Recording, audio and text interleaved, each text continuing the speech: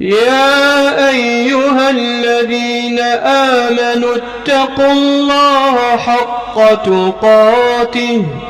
ولا تموتن إلا وأنتم مسلمون واعتصموا بحبل الله جميعا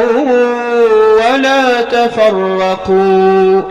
واذكروا نعمة الله عليكم إذ كنتم أعداء فألف بين قلوبكم